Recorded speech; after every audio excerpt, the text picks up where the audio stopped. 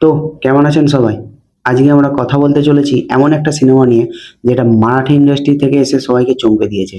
রহস্য, thrill, adventure আর লোককথার এক দুর্দান্ত মিশেল, ঘাগবা কুন্ড। তাহলে প্রশ্ন হচ্ছে সিনেমাটা কি সত্যিই দেখার মতো নাকি শুধুই হাইপ? চলুন দেখে নেওয়া যাক। ঘাগবা কুন্ডের সব থেকে বড় শক্তি হচ্ছে এর পরিবেশ। শুরু থেকেই সিনেমাটা একটা অদ্ভুত রহস্যময় আবহ তৈরি করে, যা আপনাকে ধীরে ধীরে গল্পের ভেতরে টেনে নিয়ে যাবে।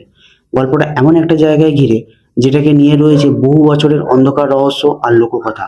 এরপর একের পর এক এমন কিছু ঘটনা ঘটতে থাকে যেগুলো আপনাকে বারবার ভাবাবে আসলে সত্যিটা কি। আর এটাই সিনেমার সব থেকে বড় প্লাস পয়েন্ট। এটা আপনাকে সব উত্তর একসঙ্গে দেয় না, বরং প্রতিটা মুহূর্ত কৌতূহল বাড়াতে থাকে। পারফরম্যান্সের কথা যদি বলি, পুরো কাস্ট নিজেদের চরিত্রে যথেষ্ট ভালো কাজ করেছে। বিশেষ করে যেসব দৃশ্যে রহস্য আর উত্তেজনা তৈরি হয়েছে না, সেখানে অভিনেতাদের অভিনয় বেশ বিশ্বাসযোগ্য লেগেছে। একদম অ্যাকিউরেটি। ভিজুয়াল এবং ব্যাকগ্রাউন্ড মিউজিকের কথা যদি বলি, সিনেমাটার অন্যতম আকর্ষণ ছিল এটা। কিছু কিছু দৃশ্যে বিজিএম সত্যিই গায়ে কাঁটা দেওয়ার মতো অনুভূতি তৈরি করে। তবে সিনেমাটা একদম পারফেক্ট নয়। কিছু জায়গায় গতি একটু ধীর লাগতে পারে, আবার কিছু প্রশ্নের উত্তর হয়তো আরো বিস্তারিতভাবে দেখানো যেত। কিন্তু সামগ্রিকভাবে সেই ছোটখাটো বিষয়গুলো যদি আমরা বাদ দিই, তাহলে সিনেমাটার মজা নষ্ট হবে না।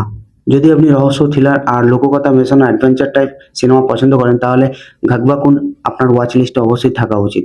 সিনেদিব্যর পক্ষ থেকে এই সিনেমাটাকে আমি দেবো 3/5।